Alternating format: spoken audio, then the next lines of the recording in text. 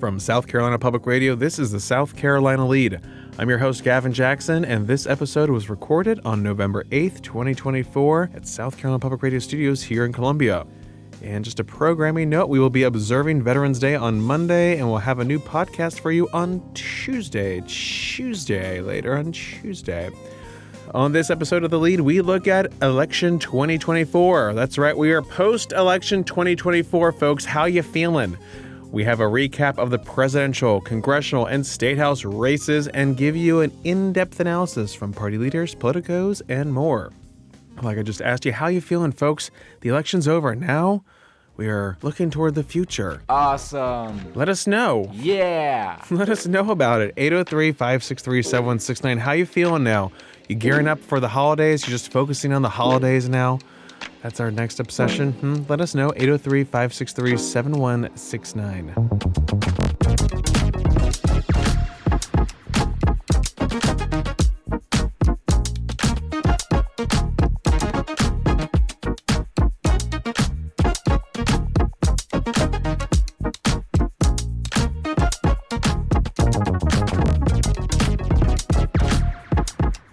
Election 2024 has come and gone, and former President Donald Trump has been elected the 47th President of the United States of America, defeating Vice President Kamala Harris in an extraordinary and divisive campaign. Tuesday was the culmination of a years-long, bruising presidential campaign that at one point featured two South Carolinians and was complete with twists and turns up until the end, with America finding out early Wednesday morning that former President Trump, who refused to accept defeat 4 years ago, was convicted on several felony charges and survived two assassination attempts this year, managed an incredible political comeback to become the 47th President of the United States. Trump addressed his supporters in Florida after flipping several key battleground states, and the Associated Press formally called the race for Trump after he won the state of Wisconsin later that morning. We made history for a reason tonight, and the reason is going to be just that. We overcame obstacles that nobody thought possible, and it is now clear that we've achieved the most incredible political thing. Look what happened. Is this crazy? But it's a political victory that our country has never seen before, nothing like this. I want to thank the American people for the extraordinary honor of being elected your 47th president and your 45th president. And every citizen, I will fight for you, for your family, and your future.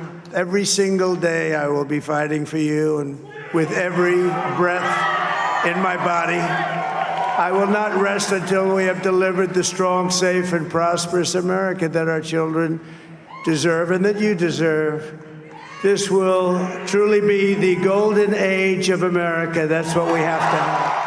Vice President Kamala Harris ran an unprecedented and breathless sprint of a campaign over the past 107 days since President Joe Biden stepped down from the race in late July, and support quickly coalesced around her. Yet she couldn't shake the vestiges of the administration when it came to the economy and immigration, voters' top issues.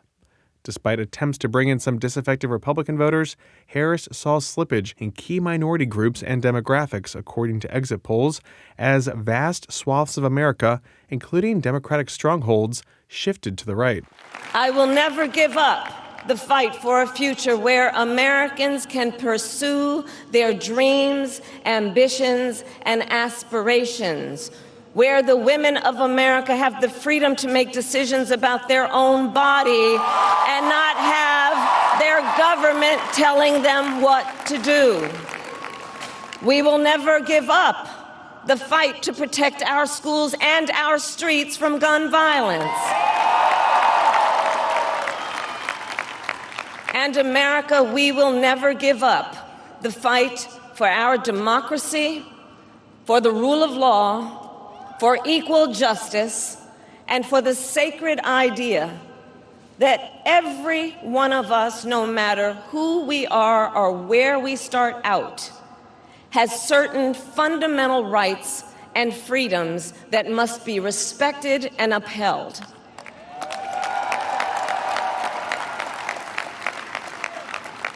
And we will continue to wage this fight in the voting booth, in the courts, and in the public square. And we will also wage it in quieter ways, in how we live our lives, by treating one another with kindness and respect. Further down the ballot were all 124 House and 46 Senate races. However, more than half of those were unopposed on Election Day due to how the Republican majority House and Senate drew those 2022 district maps. And on Tuesday, the Senate flipped 4 seats to gain a supermajority like the House.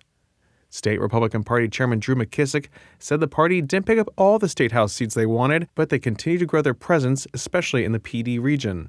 From the Low Country to the PD to the Midlands to the Upstate, South Carolina continues to realign its electoral politics with its traditional conservative philosophy by electing more and more Republicans to office up and down the ballot in South Carolina.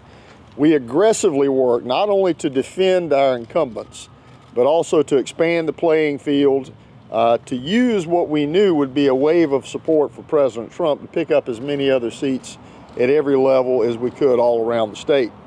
The results speak for themselves. We held our supermajority in the state House and we added 1 seat to it. We picked up an additional 4 seats in the state Senate, giving Republicans a Senate supermajority for the first time in over 150 years, winning 34 out of 46 seats.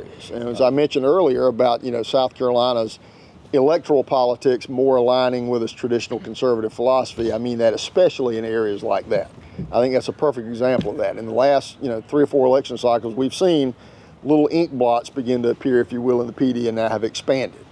Darlington County is a perfect example. We flipped a clerk of court, a clerk of court switch parties.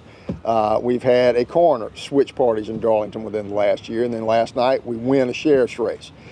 We win a solicitor's race that has part of Darlington County, and then of course the Senate race.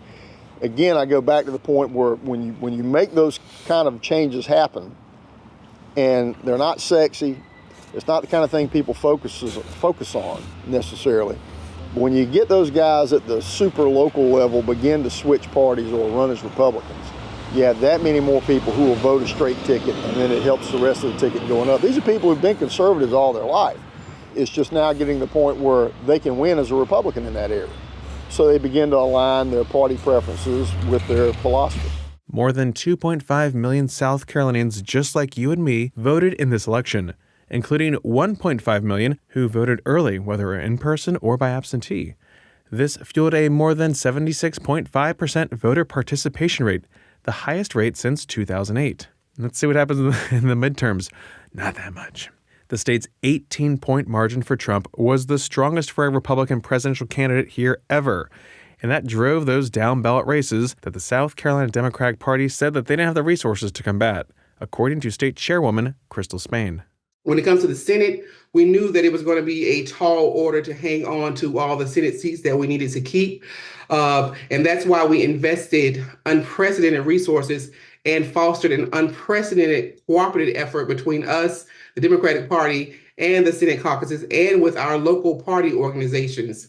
And this collective effort is just a testament to the commitment that we all have to elect Democrats up and down the ballot. I think that, like I said, Trump ended up having a pretty strong tailwinds last night. And like I said, our races were targeted. So we were talking to the voters in the districts. We didn't have one big blanket message, especially in the Senate. Those messages were really research driven. So I can't say that was the case. I really feel like a lot of our races couldn't hold on just because of the tremendous turnout on the Trump, with the Trump being at the top of the ticket. There were no surprises in our 7 congressional district races. The 3rd congressional district easily elected its first new Republican representative since 2010, with Sherry Biggs replacing retiring Congressman Jeff Duncan. Biggs won a 7-way June primary and a runoff by 1,100 votes. She cast her ballot early in Walhalla last week. Well, I think we're very vulnerable, and I don't know that we have ever been in this predicament as seriously as it is right now with our border crisis and with the economy, as I previously mentioned. And I think there's a lot at stake here, so we have to make changes. And I'm very happy to see all the voters turn out. And I think on Tuesday we'll see the change that people are demanding. She becomes the second woman in the delegation. Others in the congressional delegation, like we said, held onto their seats as expected, maintaining the 6 Republicans and 1 Democrat that make up the delegation.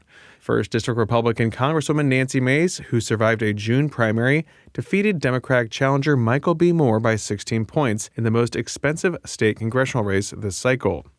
Winthrop political science professor Scott Huffman said Tuesday night that while Mace has solidified a third term by a 16-point margin, thanks in part to the stronger Republican-drawn district, a map that was upheld by the U.S. Supreme Court in May, well, she still has an ideologically changing and growing district, though she did see her greatest amount of support ever in this election. When you are that outspoken, you make yourself a target for, getting primaried by people who are unhappy with you.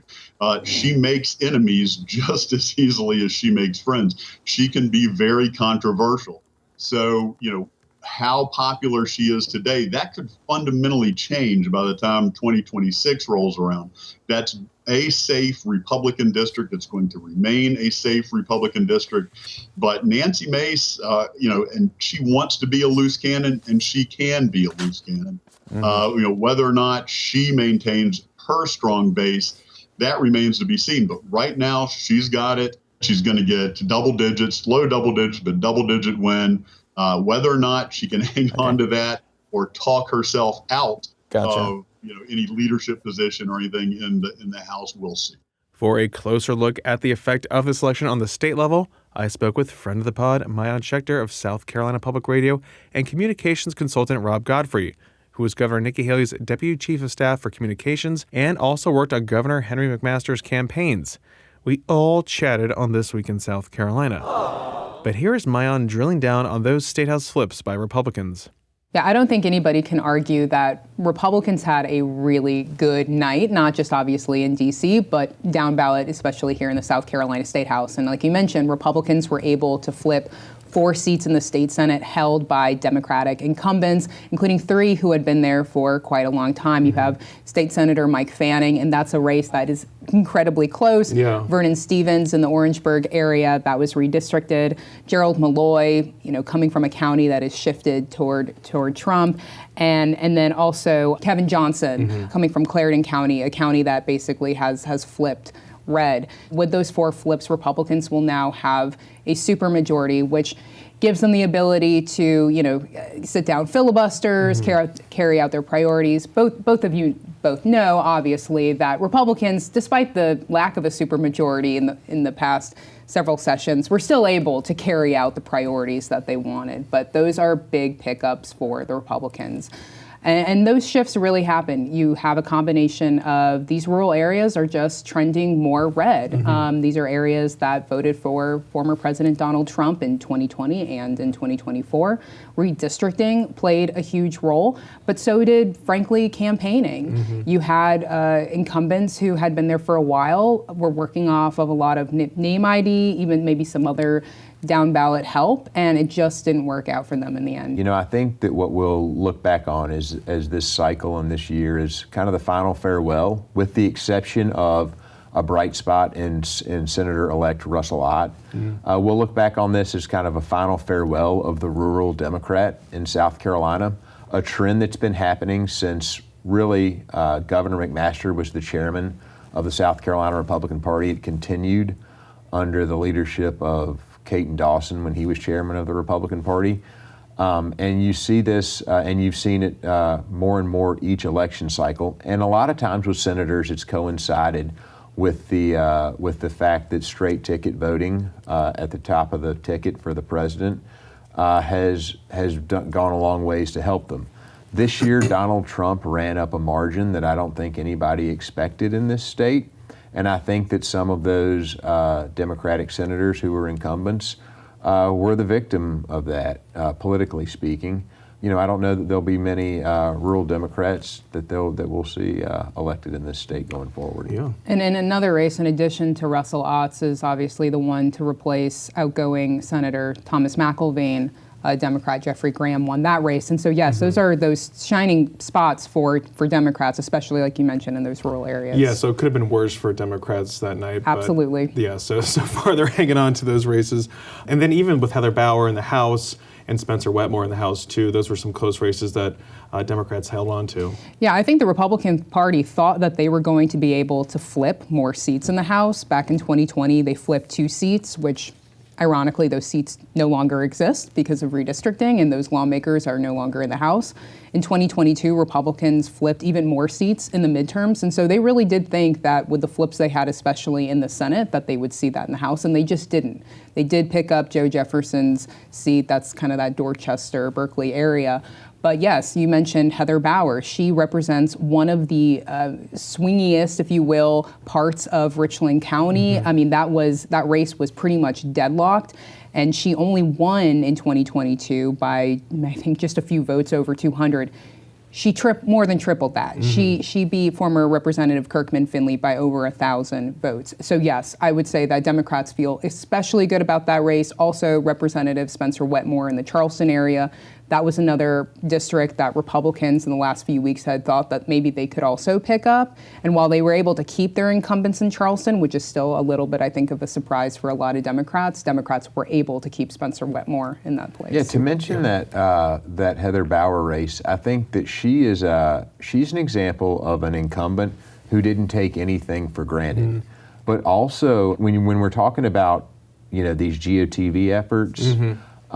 You talk about a lot of door knocking. You talk about a lot of things that I think are becoming more and more antiquated. Door knocking may be the new rotary dial phone of the 21st century, and we're underestimating, even in rural areas, the impact that the changing media ecosystem and communications ecosystem, where people are getting so much of their information from their phones, from places like TikTok, from places like Instagram Reels and stuff like that. So a lot of that national messaging that got people super engaged in the presidential election, I think also got people engaged in the election in places like Clarendon County, where Donald Trump ended up running up a much higher margin than he ever had before. And it seems like we're talking about the quality of a candidate too, versus some of these incumbents who maybe feel a bit more comfortable, then all of a sudden things are changing, and then they have to get out there and really kind of hit the bushes and try and get people, and then they realize the bushes are full of the opposite party at the same time. I think that's right. I think while I don't want to totally downplay the fact that messaging matters, that candidates matter, the fact is that Democrats in some ways, I think, underestimated in these rural areas the small c conservative cultural issues that voters care about, and also they underestimated perhaps some of the quality of life issues that are being talked about all around the country. People want to be able to put food on their tables. People want to be able to do things, as simple as when they get off work, go and buy a 6-pack of beer or a case of beer and not have to pay twice as much as they did 4 or 8 years ago for it. Or buy liquor on Sundays. We'll see about that this session. That's right. But Maayan, I want to ask you about, when we talk about priorities, we're talking about legislation. What are we hearing now from the leaders in both the House and the Senate, now that the Senate's going to have, if everything holds, 34 Republicans, and then over in the House, 88 Republicans? What are we hearing in terms of priorities and what they're going to do with those supermajorities now? So both Republicans in the House and the Senate are still trying to hash out and figure out what exactly they want to do, especially with this brand new membership. There are a lot of new freshmen that they probably also need to figure out how they're going to include them in this process. But I think the number one issue that we're going to hear a lot about, and we already have, is what's known as the educational accountability scholarships. Private school vouchers, they're also called, what the state Supreme Court overturned. The legislative leaders were not too pleased with that, and they've already committed to going back and looking to see how they can perhaps fix the bill, fix what they passed last time, so that this new state Supreme Court will accept it, similar to what they did with the abortion ban. So I think that's number one. The governor, of course, will unveil his legislative priorities in January, and sometimes that helps kind of dictate what we will see happening in the House and the Senate, especially in the House, because the governor and the House typically have gotten along pretty well. And Rob, you've seen that too. You worked with former Governor Nikki Haley. You all had a little bit more of a difficult relationship with the legislature. That's changed since Governor McMaster has taken over. How do you see the governor especially in his now last 2 years before we start really ramping up for the 2026 gubernatorial race. How do you see McMaster working with the legislature more now with this supermajority in place? Certainly. Well, as somebody who's worked for both Governor Haley and Governor McMaster on 2 of his campaigns, I think that there's obviously a much better working relationship on the front end for Governor McMaster, and he laid out yesterday some of the priorities in his post-election news conference that he's going to be continuing to work together with the General Assembly on. And those are priorities that he'll not only benefit from an increased Republican majority, working on, but those are priorities that he sees many of as bipartisan. For example, school safety, putting school resource officers in every school, funding for mental health, those types of priorities. He's going to count on Republicans and Democrats to work on those things. And I think that's a great thing in South Carolina and something that's unique for our state. And just to add on to that, as both of you know, so much policy that gets passed is not in the form of individual bills. It's in the budget. And that is obviously an area where we've seen the governor and the House, where the budget starts, really work together, an area where, of course, Democrats and Republicans come together and work on that. But I do think, again, regardless of that and regardless of the vouchers, we will probably see bills pop up. Thousands of bills get pre-filed every year. I'm sure we will see things that probably align more with this change in a more conservative legislature. No question. But then, Mayan, when we talk about, this everything's sounding so good and perfect for the Republicans, they're still, they still have to work together. When we're talking about supermajorities, they don't all agree on the same thing at the same time, especially we're in the House where there are different factions at play too. Where do you see that going? And what have you heard from lawmakers when it comes to trying to work together to get things through the State House? Well, we've long heard Republican leaders in both chambers say they do not want to become Congress, especially this last iteration of Congress where it felt like nothing could get done in the U.S. House of Representatives. So far, I don't think we've necessarily seen some of that lockjamming of legislation getting stopped. The House Freedom Caucus, especially the new iteration of it, does feel very emboldened after these primary elections in June. They were able to flip a couple of seats of longtime Republican incumbents who were great allies of the Speaker. And so they do feel emboldened that this is a legislative session that they'll be able to move some of the issues that they care about. And, to their credit, they did help sort of push some issues to the forefront in the legislative session, although I don't know if Republican leaders would necessarily agree with that. Different tax, yes. Right.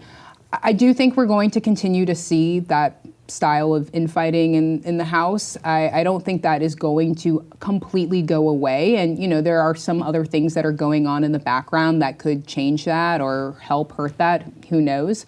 But I think, especially when you talk to a lot of the conservative legislators in the House, the emphasis has always been on the Senate, right? Because the House passes a lot of bills in a legislative session, and then the Senate typically slows it down. They're the deliberative body, and that's what they like to do. And sometimes that's not a bad thing.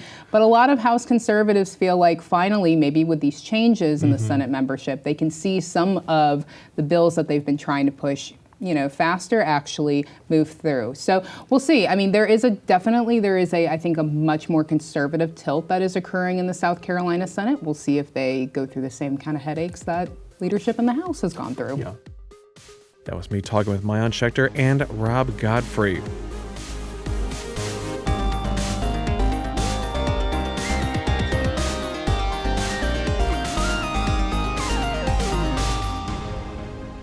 Welcome to the Wind Down section, our little break from the news. We're glad you're here. A.T. Shire, producer of the Lead podcast. You're here with me as well. I'm here, yes. Post-election 2024. I can't tell you, for everyone listening, I don't care how you voted. I don't care if you're happy or you're sad. You should all feel the cosmic weight of the campaign being over, lifted off of your shoulders. The ennui. It's like the opposite. It's sort of the opposite of ennui, where I'm just so happy I don't have to hear about this anymore. I just like saying ennui. Ennui is a great word. E-N-N-U-I. Ennui? That's not how you spell words. Okay, come on. Oh, God. It's like that's not how you spell it. I mean, I'm dreading the day when that's going to be on my Wordle. What? Where do you want me to? What do you want this to be? There's not enough. The double letters are always the trickiest ones. But Wordle is too easy of a game. You heard it here first. Whoa! Anyway, Gavin. I want to start seeing your scores every day. Plus, I get it every day. Sure, but what's the average? I get it every day. I know. I play two words that are unrelated just to use up letters. Do you want to tell us? It's like flick and stare. That's Ooh, it. yeah, stare's good. Stare. Those are my two, and it just uses it up, and then you figure it out by the fourth one every time. Anyway, Gavin, speaking of or the sixth completely one. Or the sixth one. like unrelated to everything we just said, we're gonna do two calls, okay? The election's over. The election's over, so of course we're gonna talk about the important stuff. Yes, I am talking about espresso and Sabrina Carpenter. Chapel Roan. Chapel Roan. Thank you, Gavin. Okay, let's get to this first call. Hey guys, this is Baby's mama calling to check in. It's been a while. School year's been pretty busy so far. I am not even touching on anything political with this because that's hopefully going to be moved on from soon. However, I wanted to talk about the song issues and music issues that AT was having last time. See, what I'm getting from this conversation about espresso is that he is not quite to the period of parenthood where you literally have to put earplugs in so that you can handle the continuous monotony of Baby Shark. Let's see, my son is currently into the All I Eat Is Pizza song. Anything from Bluey on repeat. See, this is the musical montage of the next 5 to 6 years at least for you, AT. So I'm just wishing you the best of luck with that. I, again, am pleading for you to come to North Augusta or Aiken to record so that we can come to that. Anyways, I hope that y'all have a good time this week, next week. Stay safe. Talk to you next time. Bye. Thanks for calling Baby's mama. Yes, those little earworms that we're talking about there. That get in there. See, I hear where you're coming from. I've heard about the obsessions with the Baby Sharks and the Blueys of the world.